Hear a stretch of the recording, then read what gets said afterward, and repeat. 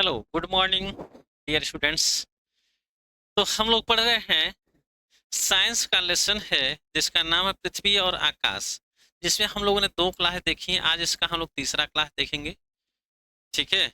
और तीसरी क्लास के अंतर्गत बहुत ऐसी चीजें हैं जो आज हम इसको देखेंगे और बेहतरीन ढंग से देखेंगे। ऐसा नहीं है ना, आप सभी लोग जानते हैं क्लासें इस चैनल पर किस प्रकार से चलती हैं। जो भी कंटेंट पढ़ाया जाता है वो उसमें एकदम जान लीजिए 100% दम होता है और वही एग्जाम में पूछा जाता है, उसके अलावा कुछ नहीं पूछा जाएगा। ठीक है। चलिए, बिना देरी के हुए इस क्लास को हम लोग शुरू करते हैं। तो बाबू देखो, आज का जो हमारा पहला टॉपिक है चंद्रमा, जिसे आप मून कहते हैं। चंद्रमा, चंद्रमा यानी चंदा मामा। जैसे चंदा मामा क्या होते हैं, जैसे बच्चे जो छोटे छोटे होते हैं तो घर की माताएं बहनें क्या करती हैं, उसको दिखाती हैं, बेटा खा लो, है ना, चंदा मामा खा लो। इस तरह होता कि नहीं होता? सब लोग के साथ हुआ है, हम हमारे भी साथ हुआ है, आप लोग भी साथ हुआ है, सब लोग जानते हैं। तो आइए इस चीज को जानते हैं। पहले इस चीज को समझने से पहले हम लोग जानेंगे ये जो चंद्रमा है ना, यह क्या है। चंद्रमा बाबू ना, यह पृथ्वी का जो बाबू, पृथ्वी का एकमात्र एकमात्र उपग्रह। क्या है? पृथ्वी का एकमात्र क्या है? उपग्रह। यानी पृथ्वी का उपग्रह किसे कहा जाता है? तो चंद्रमा को कहा जाता है ना। तो अब इसको समझते हैं कि चंद्रमा पृथ्वी का एकमात्र उपग्रह है जिसकी पृथ्वी से दूरी 3,84,365 किलोमीटर है। ये जो अगर मान लेते हैं यहाँ अगर हमारी पृथ्वी है, इस पृथ्वी से ये जो चंद्रमा की जो दूरी दिया गया ना, वह 3,84,365 किलोमीटर है बाबू, है ना। चंद्रमा की सतह के अध्ययन को सेलेनोलॉजी कहा जाता है। जो चंद्रमा की सतह का अध्ययन किया जाता है, जैसे आप यहाँ देख रहे हैं ना, ये सब क्या है? चंद्रमा की सतहें हैं। इस सतहों का जो अध्ययन किया जाता है ना, इसी को आप कहा जाता है ना, क्या कहा जाता है? ध्यान समझिएगा, सेलेनोलॉजी।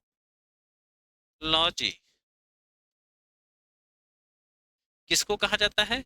सतह की अध्ययन करने को, सतह का अध्ययन। सतह का जो अध्ययन किया जाता है, यानी चंद्रमा की सतहों का जो अध्ययन किया जाता है, उसी को कहा जाता है ना, सेलेनोलॉजी कहा जाता है। चंद्रमा पृथ्वी का एक परिक्रमा लगभग 27 दिन 8 घंटे में पूरा करता है। जो चंद्रमा हमारी है, ये पृथ्वी की सतह का, अगर पूरे तरीके से कहा जाए, जब ये परिक्रमा करती है यानी चारों तरफ घूमती है, तो उसको तय करने में जो समय लगता है, उसको जो तय करने में समय लगता है ना, वो समय कितना लगता है? तो आप कहेंगे 27 दिन, 27 दिन 8 घंटे का समय लगता है। कब? जब ये परिक्रमा करती है, परिक्रमा करने में। यानी कि चंद्रमा जो है, पृथ्वी का एक परिक्रमा पूरा करने में, एक परिक्रमा पूरा करने में, यानी एक चक्कर पूरा पृथ्वी को घूमने के लिए उसे 27 दिन 8 घंटे का समय लगता है। चंद्रमा पर ना पानी है। चंद्रमा पर क्या है बाबू? ना ही पानी है और ना ही वायु है, ऐसा बताया गया है। चंद्रमा पर जो है, ना ही पानी है ना ही वायु बताई गई है। इसके धूल के मैदान को शांत सागर कहते हैं। अगर मान लीजिए कि जब चंद्रमा पर पानी ही नहीं रहेगा तो धूल ही तो रहती है। जैसे अभी हमारे आपके आसपास गर्मियों का समय शुरू हो गया है, जहां अगर बरसात नहीं होगी तो कुछ दिन में देखेंगे कि जब ये हवाएं चलती हैं, हवाएं जब तेज गति से चलती हैं तो क्या होती है? धूल के कण ही तो उड़ते हैं, धूल के कण उड़ते हैं ना। तो यही कारण है कि जब चंद्रमा पर पानी नहीं रहेगा, ना ही वायु रहेगा, तो क्या रहेगा? केवल धूल के कण रहते हैं। और धूल के कण जो होते हैं ना, यानी धूल के मैदान को ही हम लोग क्या कहते हैं? वहां के शांत सागर कहते हैं। अगर पूछ लेगा कि शांत सागर किसे कहते हैं, तो आप कहेंगे कि चंद्रमा पर धूल के मैदान को, चंद्रमा पर धूल के मैदान को ही शांत सागर कहते हैं। आप बताओ, क्लियर हुआ? इतनी बातें समझ आई? पहला पॉइंट हमने देखा कि चंद्रमा जो है पृथ्वी का एकमात्र उपग्रह है। अगर पृथ्वी के उपग्रह पूछेगा तो हम किसका नाम लेंगे? चंदा मामा, यानी चंद्रमा का नाम ले लेंगे। अगर यही पूछ लेगा कि पृथ्वी से चंद्रमा की कितनी दूरी है, तो आप कहेंगे 3,84,365 किलोमीटर है। और चंद्रमा की सतह का अध्ययन किया जाता है, चंद्रमा की जो सतह का अध्ययन किया जाता है उसे कहा जाता है ना सेनोलॉजी कहा जाता है। और चंद्रमा जो है पृथ्वी का एक परिक्रमा यानी एक परिक्रमा करने के लिए 27 दिन 8 घंटे का समय लेती है। और अगला पॉइंट हम देखेंगे और देखेंगे कि इस पर ना ही पानी है ना ही वायु है। नेक्स्ट पॉइंट देखेंगे कि चंद्रमा जो है यानी चंद्रमा के जो जहाँ धूल के मैदान है, उस धूल के मैदान को ही हम लोग शांति सागर के नाम से जानते हैं या शांति सागर कहते हैं। अब बातें समझ आई कि नहीं? मेरे साथ याद करते हुए चलिए, क्लास पूरा देखिएगा, क्लास स्किप करके आगे मत पढ़िएगा। हर एक पॉइंट को इस कदर पढ़ाएंगे ना, मेरे साथ पढ़ते पढ़ते आपको याद हो जाएगा। नोट्स अपने हैंड राइटिंग बनाइए, आराम से उसको विस्तार से एग्जाम में लिखिए। जब भी एग्जाम में पूछेगा तो विस्तार से आप लिखिए, उसमें कोई संदेह नहीं है।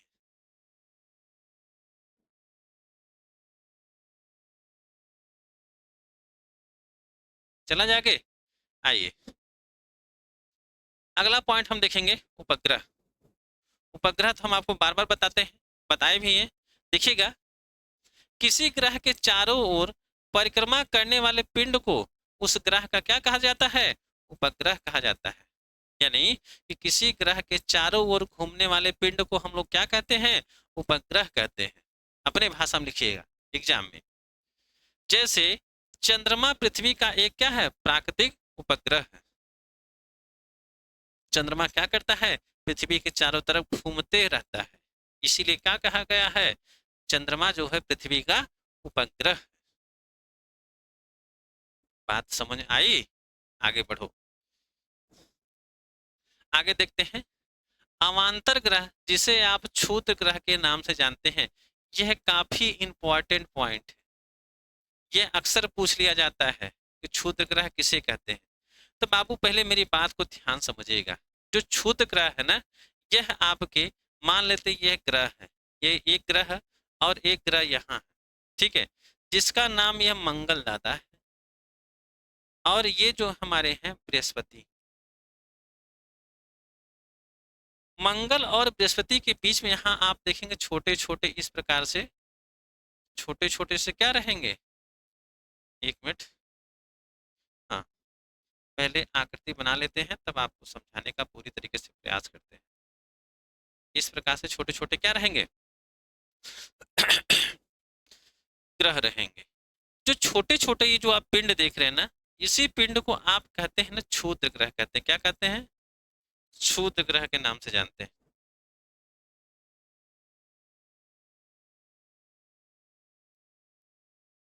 यही हमारा होता है क्षुद्र ग्रह। यानी कि मंगल और बृहस्पति के बीच में जो छोटे छोटे पिंड आपको देखने के लिए मिलते हैं, वही हमारे होते हैं क्षुद्र ग्रह। लेकिन हम इसे अपनी आंखों से नहीं देख सकते। अभी हम लोग इस पर चर्चा करेंगे, ध्यान समझिएगा।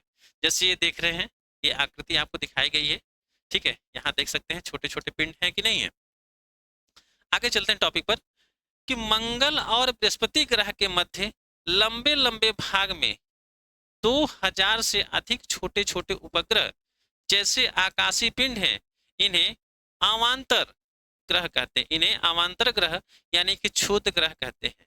आपने देखा कि मंगल और बृहस्पति के मध्य लंबे लंबे भाग में 2000 से अधिक छोटे छोटे उपग्रह हैं, जिसे आप क्या कहते हैं? जिसे आप क्या कहते हैं?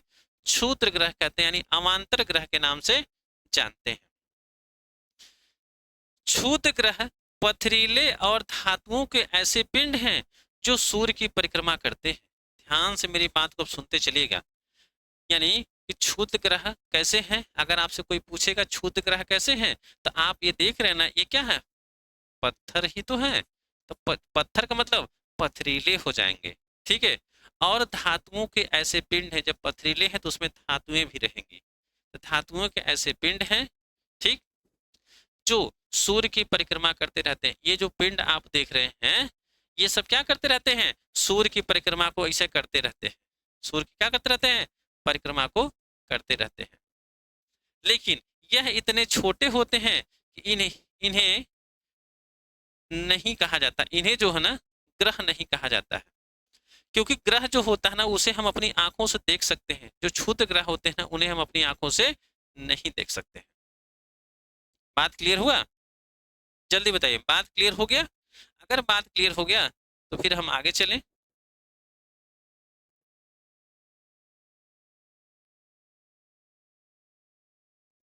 और हम यही एक बात और आपसे करेंगे, थोड़ी सी चर्चा करेंगे, लेकिन आगे देखते हैं इसमें इंक्लूड होगा।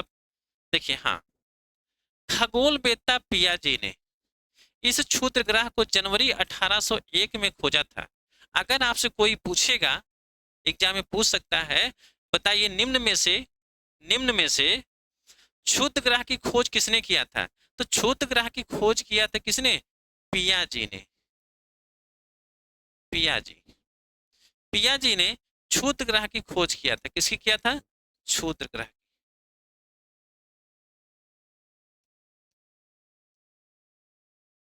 क्षुद्र ग्रह की खोज किया था। कब किया था? 1801 ईस्वी में किया था। ठीक है, 1801 ईस्वी में किया हुआ था।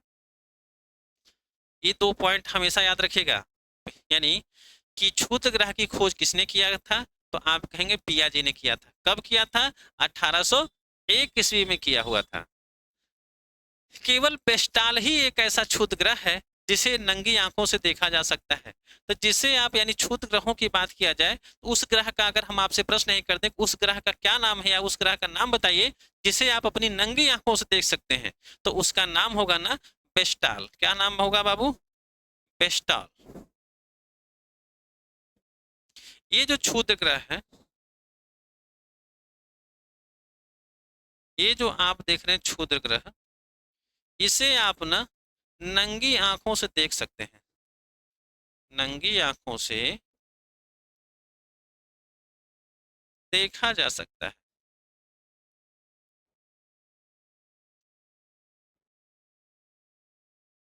नंगी आंखों से आप देख सकते हैं। अगर आपसे कोई पूछेगा कि नंगी आंखों से देखा जाने वाला कौन सा क्षुद्र ग्रह है, तो नाम याद होना चाहिए कौन सा?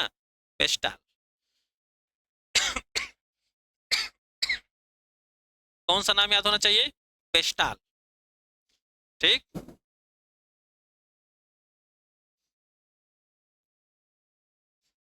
क्षुद्र ग्रह की खोज कब किया गया था? तो आप कहेंगे 1801 में।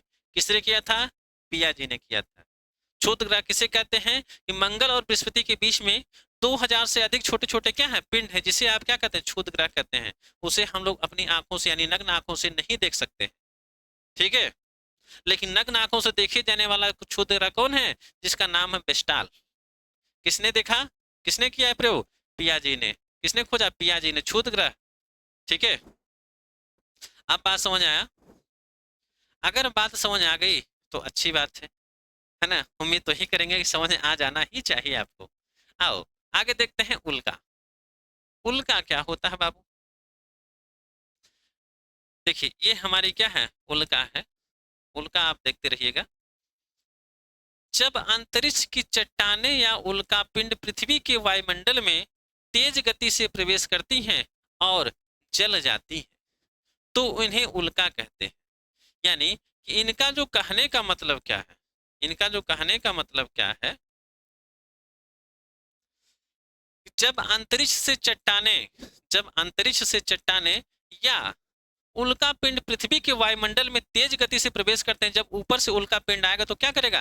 तेज गति से ही तो प्रवेश करेगा। जैसे मान लीजिए आप किसी बॉल को ऊपर फेंकते हैं, जितना तेज से आप फेंकते हैं उसी उससे तेज गति से क्या होती है? नीचे आती है। बात समझ रहे हैं ना? तो वही बातें कहना चाहते हैं कि जब अंतरिक्ष की चट्टाने या उल्का पिंड पृथ्वी के वायुमंडल में तेज गति से प्रवेश करती हैं और जल जाती हैं, तो उन्हें हम लोग क्या कहते हैं? उल्का कहते हैं। उल्काओं को आमतौर पर टूटते तारे कहा जाते हैं। उल्काओं को आमतौर पर क्या कहा जाता है? टूटते हुए तारे कहा जाता है।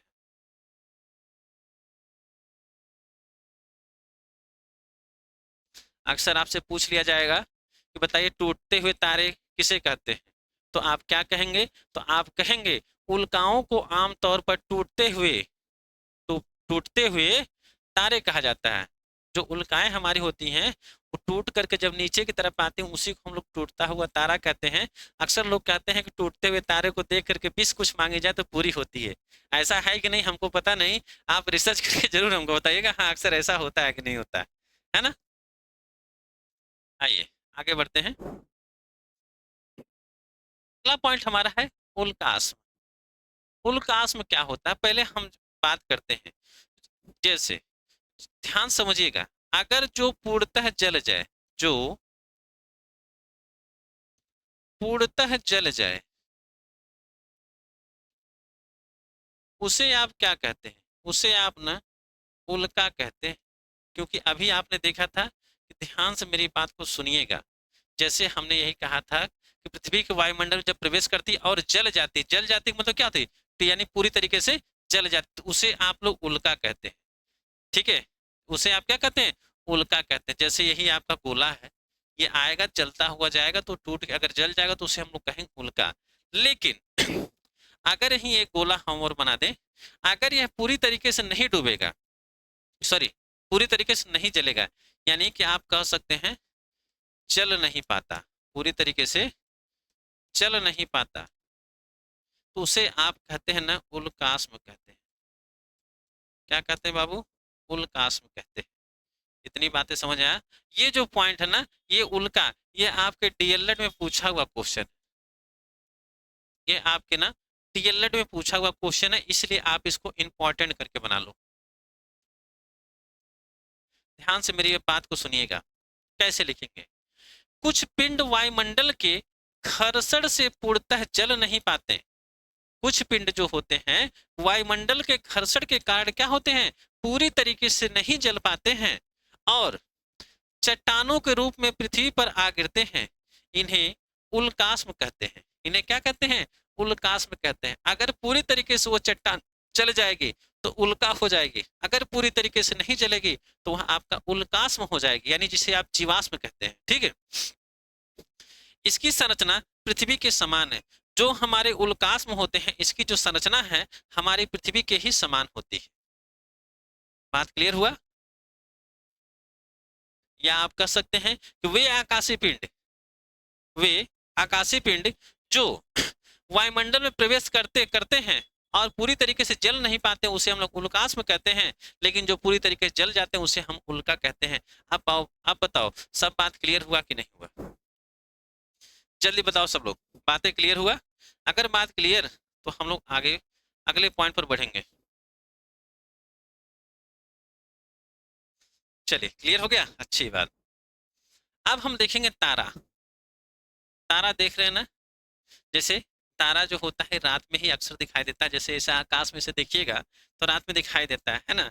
आप भी देखते होंगे, हम भी देखते हैं, सब लोग देखते हैं तारा। तो तारा देखते हैं। अगर पूछेगा तारा किसे कहते हैं, तो आप कहेंगे कि ऐसा खगोलीय पिंड जो लगातार प्रकाश उत्सर्जित करता रहता है, तारा कहलाता है। बस यहां से यहां तक ये पॉइंट नोट कर लीजिए। तारा कि ऐसा खगोलीय पिंड जो लगातार प्रकाश उत्सर्जित करते रहता है उसे हम लोग तारा कहते हैं। लेकिन तारा ध्यान दीजिएगा, तारा में जो होता है ना, ये हमेशा प्रकाश को उत्सर्जित करते रहता है। ठीक, सूर्य भी एक क्या है? तारा है। सूर्य भी क्या है? एक तारा है। अन्य तारे हमें बिंदु के रूप में दिखाई देते हैं। जो सूर्य है, सूर्य हमारे हमारे क्या है?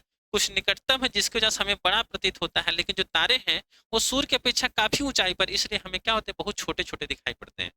जैसे अगर हम आपको बता दें कि मान लीजिए किसी पहाड़ी क्षेत्र में आप चले जाइए, मान लीजिए वैष्णो जी ही चले जाइए, कन्याकुमारी की तरफ आप बढ़ जाइए, तो वहां से जब देखिएगा ना पहाड़ों पे चढ़ के, जो नीचे की गाड़ियां वगैरह रहती है, मनुष्य वगैरह रहते हैं ना, एकदम छोटे छोटे आपको दिखाई देते हैं।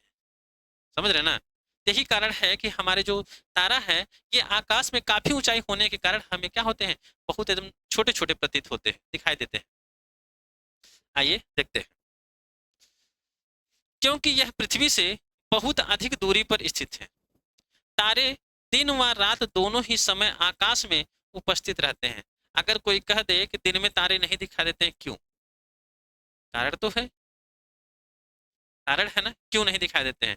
कारण जान लीजिए। कारण यह है कि वह नहीं दिखाई देते हैं क्योंकि सबसे पहली बात हम जानेंगे कि तारे हमें जो है बहुत ऊंचाई पर हैं, उनका जो प्रकाश है ना वो पृथ्वी तक आने में क्या होता है? बहुत क्षीण प्रतीत होता है, यानी कम प्रतीत होता है। लेकिन सूर्य का प्रकाश, जो सूर्य हमारे थोड़ा आसपास है, वह क्या होता है? उसका जो प्रकाश है वह जो उसका जो प्रकाश है हमें क्या होता है, बहुत तेज प्रतीत होता है, इसलिए उसमें क्या होती है, उसकी जो किरणें होती है छुप जाती है, वो हमको इसलिए स्पष्ट नहीं दिखाई देता है। लेकिन ध्यान दीजिएगा, जो तारे होते हैं दिन और रात हमेशा टिमटिमाते रहते हैं। ठीक, जैसे ही सूर्य का प्रकाश क्या होता है, डल होने लगता है, यानी धुंधला होने लगता है, हमें तारे क्या होते हैं, दिखाई देने लगते हैं। जैसे अगर मान लीजिए दिन में तारे नहीं दिखाई देते, लेकिन शाम जैसे ही होता है, सूर्य का प्रकाश ढक जाता है, तो हमें क्या होता है, तारे दिखाई देने लगते हैं। ठीक, आप बात समझा, आगे चलते हैं। दिन में सूर्य के प्रकाश के कारण यह हमें दिखाई नहीं देते हैं। देखिए पॉइंट लिखा भी था, सूर्य के, अगर आपसे कोई पूछेगा तारों का प्रकाश हमें क्यों नहीं दिखाई देता दिन में, तो आप कहेंगे कि सूर्य के प्रकाश के कारण ही हमें तारे दिन में दिखाई नहीं देते हैं। क्यों? क्योंकि सूर्य का प्रकाश बहुत तेज होता है और ये हमारे आसपास है। आसपास का मतलब क्या, हमसे बहुत करीब है, और तारे हमसे बहुत दूरी होने के कारण उनका प्रकाश हमारे तक अच्छे तरीके से नहीं पहुंच पाता दिन में। यही कारण है कि सूर्य के प्रकाश के कारण हमें तारे दिन में दिखाई नहीं देते हैं। बात समझ आ गया? आगे देख लो, इसको नोट्स बनाओ। ठीक है, नोट्स बनाते हुए चलिए, अब काम को कंप्लीट करते हुए चलिए। चलिए अगला पॉइंट देखेंगे, ध्रुव तारा। ये आप देख रहे हैं ना, आपको फिगर दिखाई दे रहा होगा, यही हमारे ध्रुव तारा होते हैं। ध्यान से देखो, एक ऐसा खगोलीय पिंड जो लगातार प्रकाश उत्सर्जित करता रहता है, तारा कहलाते हैं। ये तो हम लोग देख ही लिए थे। अरे एक मिनट, एक मिनट, एक मिनट, तारा तो हम लोग देख लिए थे ना, ध्रुव तारा, तारामंडल।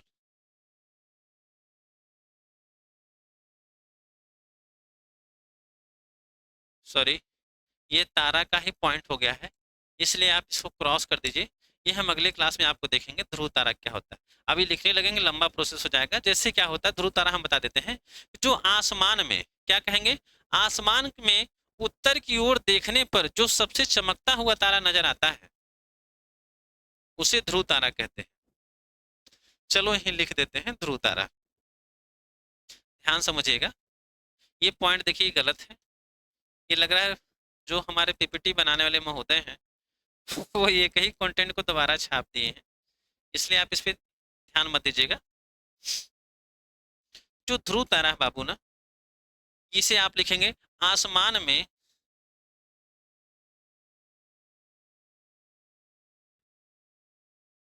आसमान में उत्तर की ओर, उत्तर, आसमान में उत्तर की ओर देखने पर, उत्तर की ओर देखने पर जो, जो सबसे चमकता हुआ, जो सबसे चमकता हुआ तारा, चमकता हुआ तारा नजर आता है,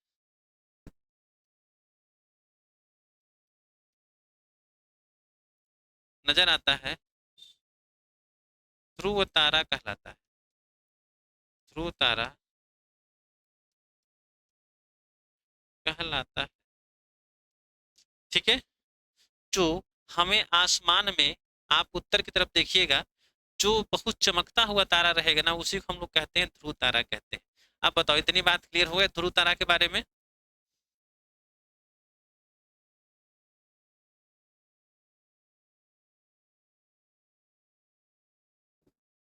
ठीक है, यही कुछ पॉइंट और कर देते हैं, पॉइंट बना के लिख लीजिएगा। यह हमसे, यह हमसे, यह जो हमसे है ना, 390 प्रकाश वर्ष दूर है। कितना है? 390 प्रकाश वर्ष दूर है। ठीक है, पहला पॉइंट देखिएगा, ये हमसे 390 प्रकाश वर्ष दूर होता है। बात समझ आया? ये जो तारा है, ये जो ध्रुव तारा हमारा होता है, सदैव उत्तर दिशा में चमकता है। ठीक है, ध्रुव तारा सदैव उत्तर दिशा में चमकता है। कहाँ चमकता है? उत्तर दिशा में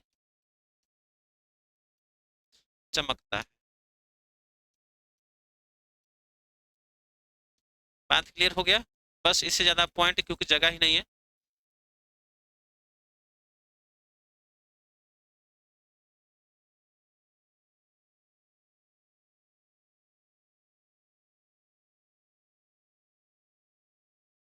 एक पॉइंट और ही बता देंगे आपको, इसे ना धर्म ग्रंथों में, किसमें, धर्म ग्रंथों में, धर्म ग्रंथों में से एक दूसरे नाम से जानते हैं। वो नाम क्या है? तो आप कहेंगे बालक ध्रुव तारा कहते हैं इसे। क्या कहते हैं बाबू? बालक ध्रुव तारा कहते हैं। ठीक है, धर्म ग्रंथों में बालक ध्रुव तारा के नाम से इसे जाना जाता है। देखिए यही थी ध्रुव तारा के बारे में रिसर्चेबल जो भी बातें थी आपको बता दिया गया है। अब बताओ कोई डाउट है? ध्यान से मेरी बात को सुनिएगा। ध्रुव तारा, क्योंकि पीपीटी जो बनाई गई थी गलत हो गई थी, इसको देखिएगा कि आसमान में उत्तर की ओर देखने पर जो सबसे चमकता हुआ तारा दिखाई देता है उसे आप क्या कहते हैं? ध्रुव तारा कहते हैं। ठीक, यह हमसे 390 प्रकाश वर्ष दूर है। यहाँ जगह नहीं थी, यहाँ पॉइंट करके लिख दिए हैं। आगे यहाँ लिख लीजिएगा, यह हमसे 390 प्रकाश वर्ष दूर है। यह सदैव उत्तर दिशा में चमकता है। अधर्म धर्म ग्रंथों में इसे बालक ध्रुव तारा के नाम से जानते हैं। अब बात समझ आई? याद हुआ? उम्मीद करते हैं कि याद हो गया होगा, है ना? आगे चलते हैं। अगला पॉइंट हम लोग देखेंगे तारामंडल। अगला पॉइंट क्या है? तारामंडल।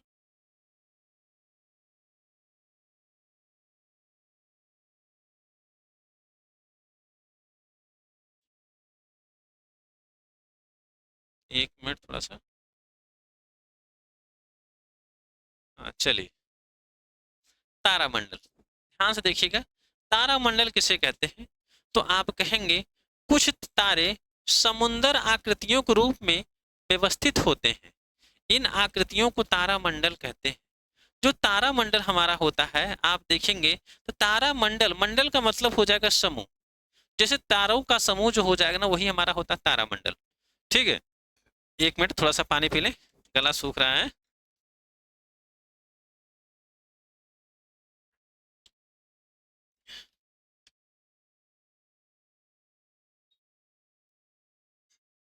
चलिए, तारामंडल।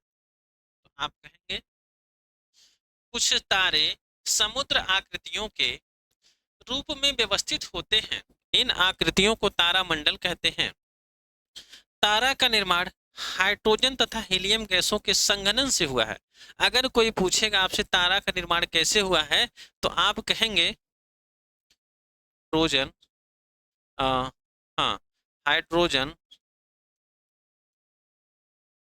हाइड्रोजन प्लस हीलियम, हीलियम के संघनन के कारण, के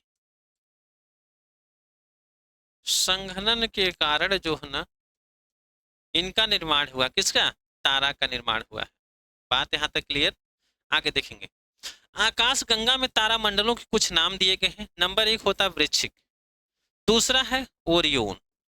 नंबर 1 वृश्चिक, नंबर 2 ओरियोन, नंबर 3 देखेंगे सप्तऋषि, नंबर 4 कृतिका। ये जो तारामंडल है अक्सर आप लोग देखते होंगे आकाश में सप्तऋषि आपको समझ आ जाते होंगे। ये 7 ऋषियों का समूह है। कहानी बड़ी लंबी है, कहानी चर्चा नहीं करेंगे, है ना? कहानी में लंबा चर्चा करेंगे तो समय ज्यादा हो जाएगा, क्लासें लंबी हो जाएंगी, इसलिए ध्यान दीजिएगा। जो सप्तऋषि है ना ये 7 ऋषियों का समूह है, इसे तो आप जानते ही होंगे। अक्सर गांव जवार में बातें होती रहती हैं कि सप्तऋषि देखो ये तारामंडल, यानी आसमान में सप्तऋषियों का समूह दिखाई दे रहा है ना? याद रखिएगा कि तारामंडलों के कुछ नाम है। नंबर 1 वृश्चिक, नंबर 2 ओरियोन, नंबर 3 सप्तऋषि और नंबर 4 हमारा होता है कृतिका। यही हमारे तारामंडल है। आइए आगे हम बात करते हैं ग्रहण की।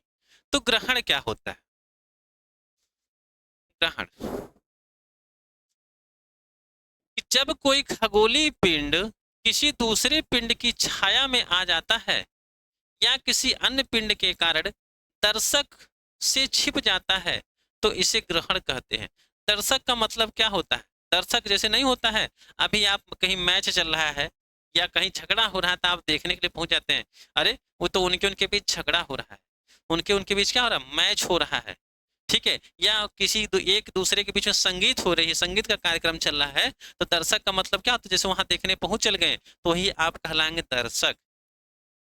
दर्शक का मतलब क्या, देखने वाला।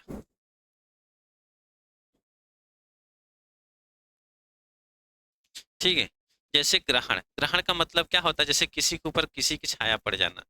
ठीक है, वही होता है ग्रहण।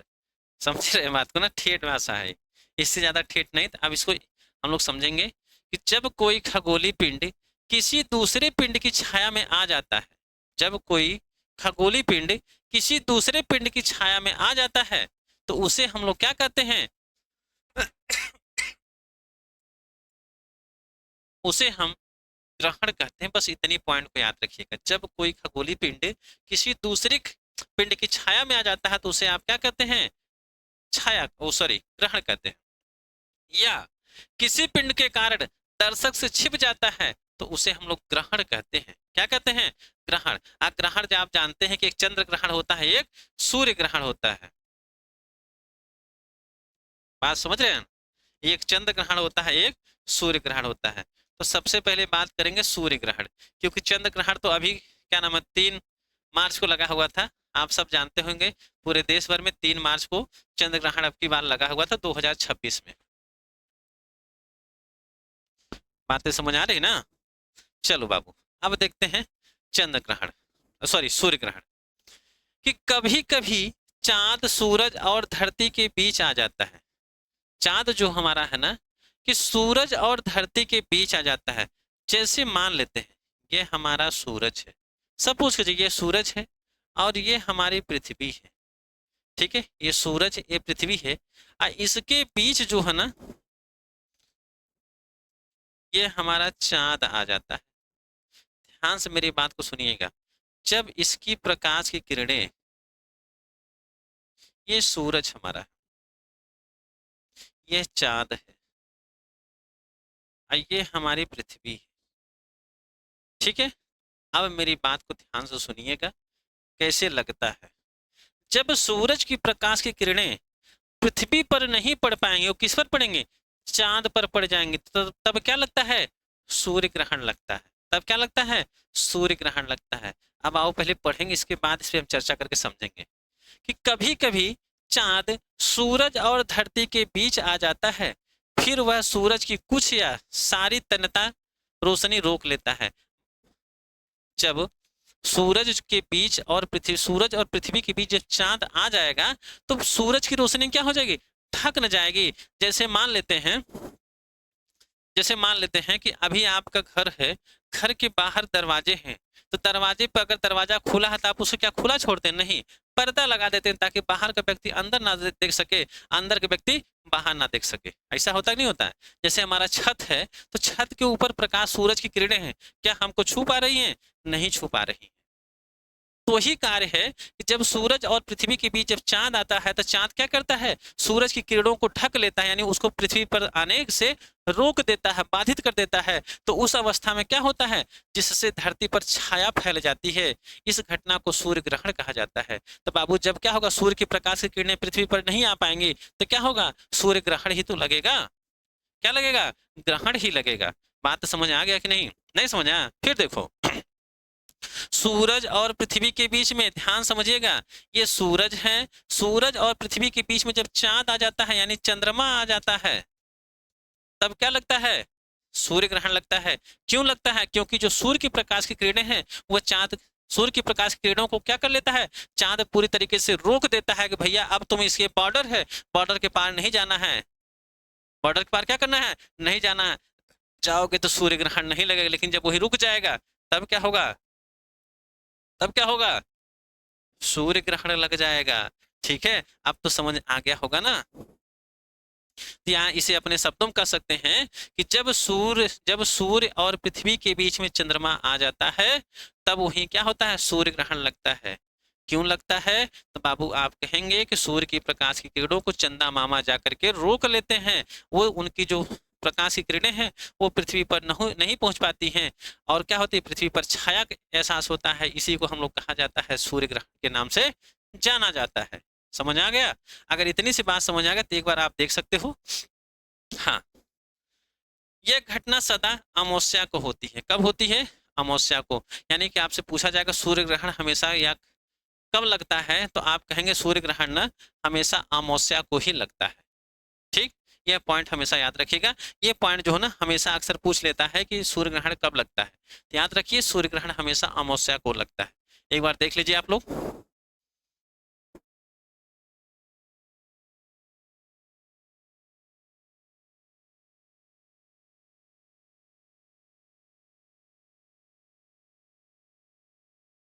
चलिए आइए आपको फिगर उगर दिखा दें। चलो देखो भाई, ये फिगर है, ठीक है। ये आपका क्या है? सन। पेन का कलर थोड़ा सा हम करते हैं। हाँ, ये आपके क्या है? सन है, सूरज। और ये आपकी क्या है? अर्थ है, ठीक है। अर्थ यानी पृथ्वी है। ये आपका क्या है बाबू? ये आपका मून, ठीक है। यानी कि सूरज और पृथ्वी के बीच में आप देख रहे हैं क्या है? चंदा मामा आ गए हैं। तो चंदा मामा क्या करते हैं? कहें का अब तो हम यहाँ क्या है?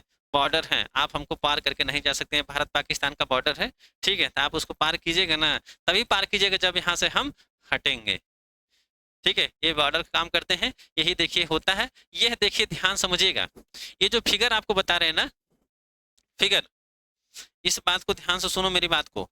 ये जो फिगर है यह आपके 2 नंबर में पूछा जाता है। कब नंबर में? 2 नंबर में। ये 2 नंबर में पूछा जाता है, ठीक है। ये अक्सर ध्यान समझिए, चित्र बनाने के लिए आता है। ये डीएलएड में पूछा गया चीज है, इसलिए इसको आप ना इम्पोर्टेंट बना के रख लो। ये भैया, बाबू हो, ये सोना, ये ध्यान रखिए। ठीक है ना, याद कर लिया ना, एक बना के देख लिया। ऐसे फिगर बनता है, ये अक्सर पूछ लेता है कि सूर्य ग्रहण का चित्र बनाइए, चंद्र ग्रहण का चित्र बनाइए, तो यही फिगर होता है। इसलिए देख लो और इसको हमेशा फेर पे बना के भी सेव कर लो। जब भी पूछा जाएगा तो 2 नंबर पूछा जाएगा, ठीक है। देख लिए, चलो आगे चलते हैं।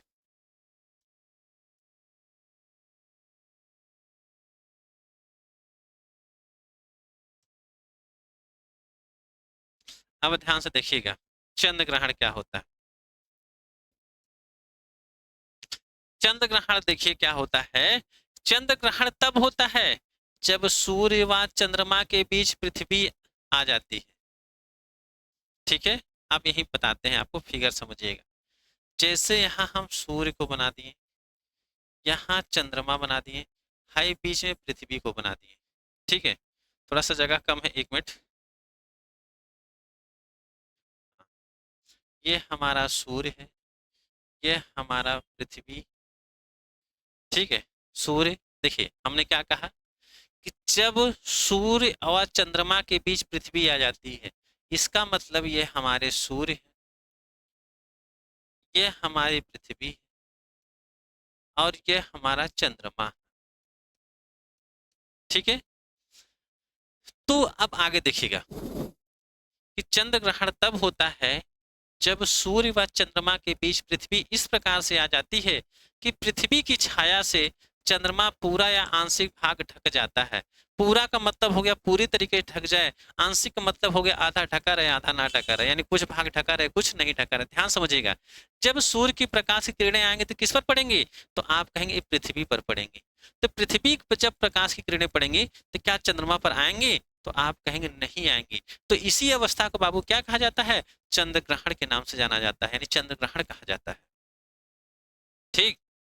ध्यान से मेरी बात को सुनिएगा। हाँ, इस स्थिति को पृथ्वी सूर्य की किरणों को चंद्रमा तक पहुंचने में अवरोध लगा देती है। अवरोध का मतलब हो गया रोक देती है, ठीक है। यानी कि जो सूर्य की किरणें हैं ये पृथ्वी पर नहीं पहुंचने देती हैं।